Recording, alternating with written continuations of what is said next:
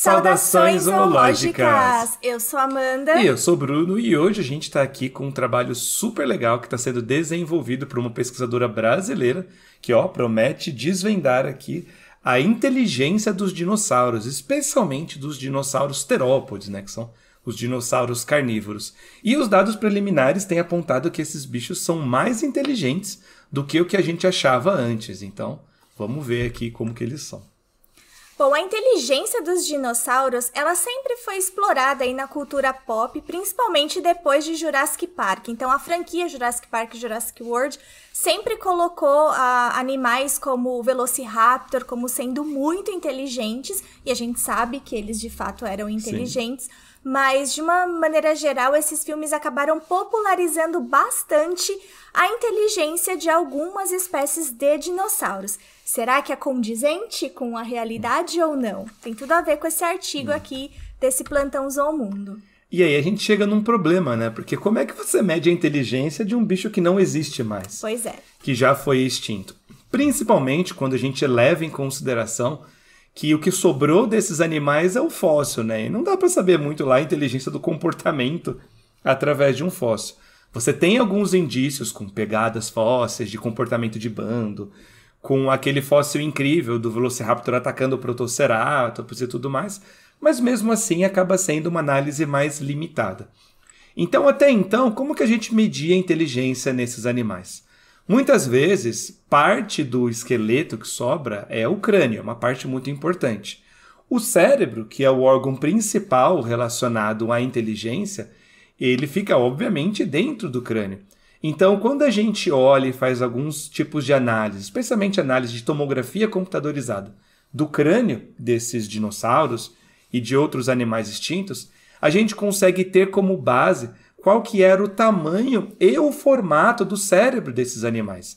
E a partir disso a gente consegue determinar, por exemplo, eles tinham uma região relacionada ao olfato muito desenvolvida. Então eram animais que sentiam muito bem o cheiro. A região da visão é muito desenvolvida, então eles deveriam enxergar bem. E assim por diante, mas sempre correlacionando ao tamanho do cérebro e parte do seu formato com a inteligência. Mas os dados preliminares da pesquisa de uma pesquisadora brasileira, inclusive a doutora Suzana Herculano Hausel, mostram uma nova técnica de se estudar, de se avaliar a inteligência dos dinossauros. Então, essa técnica é baseada na seguinte metodologia. A Suzana Herculano, que por sinal foi a primeira pessoa que conseguiu descobrir a quantidade de neurônios que nós temos, né, que o ser humano tem, que por sinal é cerca de 86 bilhões. Primeira pessoa no mundo a descobrir isso, foi ela, então, que legal. 86 bilhões de neurônios nós temos. Como que ela descobriu isso? Então, ela estuda o cérebro de animais, de uma maneira geral, nós inclusive, e aí ela coloca o cérebro em uma solução à base de um certo tipo de detergente. Esse detergente dissolve o cérebro, fazendo ali uma sopa de cérebro. Parece nojento, né? Mas é super interessante, super inovador. Por quê? Apesar do cérebro em si ficar dissolvido, os neurônios, ou melhor, os núcleos, né, dos neurônios ficam simplesmente preservados, perfeitamente preservados. Então, o que ela faz? Ela conta a quantidade de neurônios que estão ali nessa sopa, mas não na sopa inteira, né? Porque como essa sopa, ela é uniforme, então se ela faz ali um quadrante, né? Se ela conta ali a quantidade de células em uma determinada região da sopa, ela consegue estimar a quantidade de neurônios totais dessa sopa, que no caso é o cérebro. Então, ela utilizou essa técnica para avaliar o cérebro e a inteligência dos dinossauros. Lembrando que, se você quiser conhecer mais sobre a Suzana e sobre outros cientistas brasileiros, a gente vai indicar aqui este livro aqui, muito legal, que é Super-Heróis da Ciência, que é um livro escrito por divulgadores científicos, incluindo a Laura e a Ana, lá do Nunca Vi um Cientista, muito bom, só sobre cientistas brasileiros, e tem uma parte que fala sobre a Suzana Herculano Hausel. Então, se vocês quiserem descobrir melhor como que ela faz as pesquisas dela, leiam esse livro aqui. A gente vai deixar o link na descrição para quem quiser comprar. E aí ela discute nesse trabalho uma questão importante, porque até então, como a gente estava tentando medir a inteligência dos animais extintos baseado no tamanho relativo do cérebro, né? Então, quanto maior o tamanho do cérebro relativo ao tamanho do corpo, mais inteligente ele é. Ela discute que essa talvez não é a melhor forma de se medir a inteligência de um animal, apenas pelo volume do cérebro.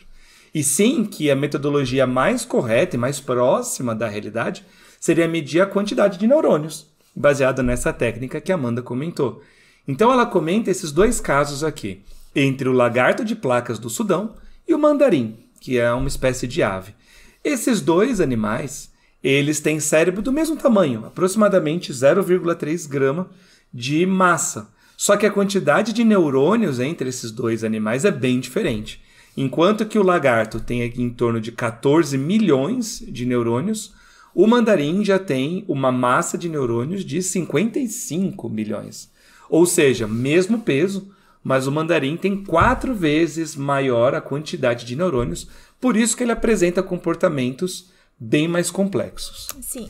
E lembrando que esse estudo, né, esses dados são preliminares. É verdade. O trabalho ainda não foi publicado, ainda vai passar por algumas revisões.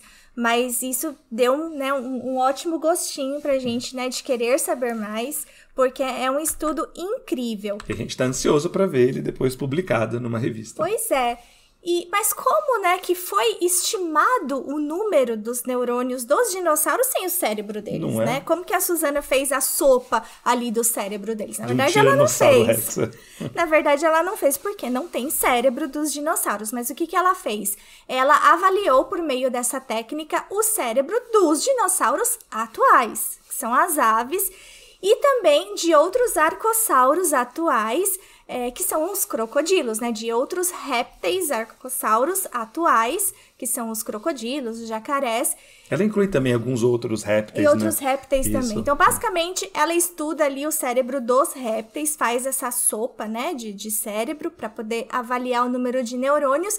E aí, por meio de uma técnica estatística, né, uma regressão, ela consegue chegar numa estimativa da quantidade de neurônios que os dinossauros não avianos possuíam. Então, você tem ali um grupo mais basal, né, ali mais primitivo entre os répteis, você tem os mais derivados, que são as aves, e os dinossauros não avianos ali, né, no meio, e a técnica estatística, essa regressão, né, que a gente chama, consegue estimar, então, essa quantidade de neurônios dos dinossauros não avianos.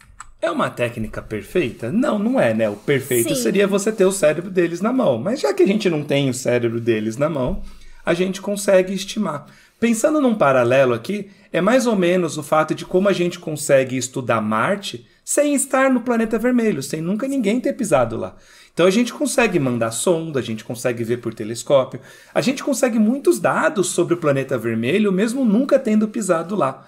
Da mesma forma, a gente consegue muitos dados sobre os dinossauros não avianos, mesmo eles nunca estando vivos na nossa frente. E os resultados chamam muito a atenção aqui, né? Então, você tem, por exemplo, os que mais chamam a atenção, que a gente ficou mais impressionado, são os do tiranossauro, que ele tem um cérebro, né, com uma estimativa de tamanho em torno de 355 gramas, que é ou quase parecido com a do Pan, né, com a do chimpanzé, mas o número de neurônios dele é metade desse número. Então, o Tiranossauro teria metade da inteligência aproximada de um chimpanzé, mas o número é superior, por exemplo, a esse gênero Papio aqui, que é um gênero de babuíno.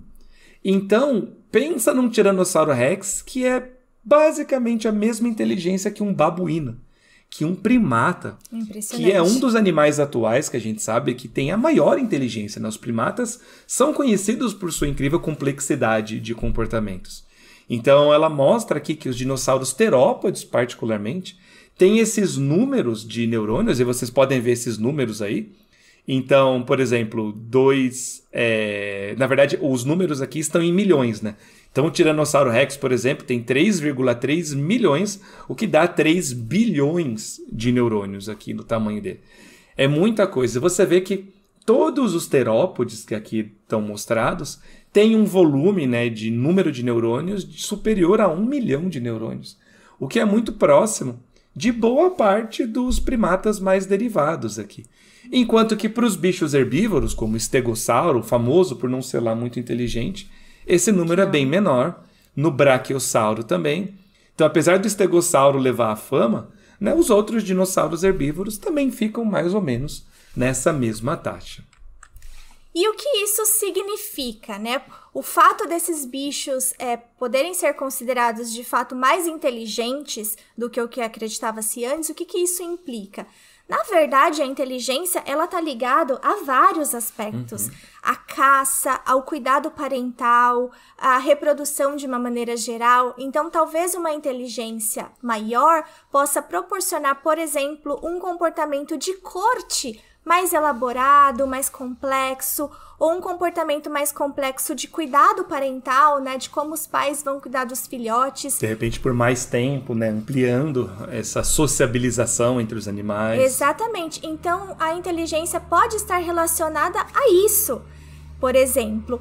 E o curioso é que esses comportamentos, né, foram mostrados bastante na série Prehistoric Planet, que é uma série nova da BBC que está disponível lá na Apple TV+. E a gente, inclusive, fez o review de todos os episódios dessa série, tá incrível. A gente vai deixar alguns links aqui na descrição. Mas só pra gente comentar o quão complexos são alguns comportamentos, né, relacionados a coisas que vão garantir a sobrevivência das espécies. E também é interessante que no Twitter da Suzana Herculano, ela comenta, ela inclusive marca o Steven Brusatte, que é um paleontólogo famoso, também consultor de algumas dessas obras, e ela comenta com ele esses dados, você pode ver no Twitter a conversa entre os dois. E ela comenta o quanto que o Tiranossauro Rex para ela agora parece muito mais assustador. Porque não basta ser um terópode grande e imenso, um dos maiores predadores que já andou aqui na Terra. Agora ele é muito mais inteligente do que a gente achava antes. Então, realmente, a gente tem muita sorte desse bicho não estar mais vivo hoje em dia. Pois é. E agora a gente também vai trazer, eventualmente, aqui nos nossos plantões ou mundo, algumas notícias bônus, só para comentar brevemente algumas coisas que aconteceram. E a notícia bônus dessa semana é que foi descoberta a maior raia de água doce do mundo. A gente já sabia que na região da Ásia tinha algumas espécies de raias de água doce enormes, mas agora foi descoberto um indivíduo que é o maior indivíduo de raia doce, né, de raia de água doce do mundo. E esse indivíduo agora é também o maior peixe de água doce do mundo, né? Pois é, a descoberta veio aí no dia 20 de junho, na semana passada, lá no rio Mekong, no Camboja. Então dá pra ver como o bicho é realmente muito grande, né? Como o Bruno falou, agora ele é o maior peixe de água doce do mundo. Antes o recorde de maior peixe de água doce do mundo era de um bagre, que a gente já vai mostrar aqui. Mas essa raia, ela não tem nome popular, né? Mas o nome científico dela é esse aqui, Urogyminus polylepis.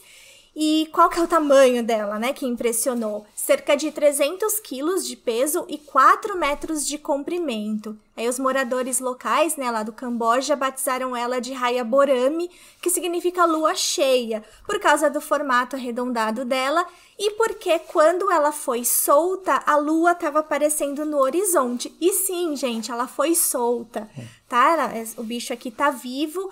O que acontece?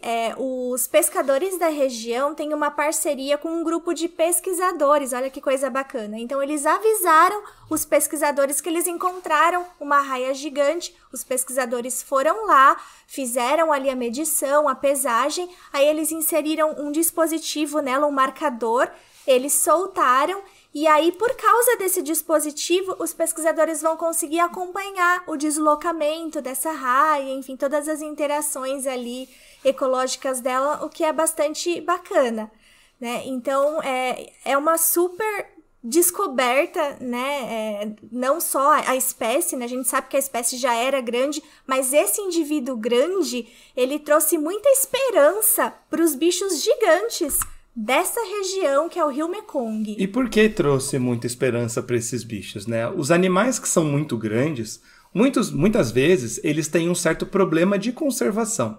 Animais que são muito grandes, frequentemente, têm um ciclo de vida mais demorado. Então, eles têm um período maior para entrar na época de reprodução.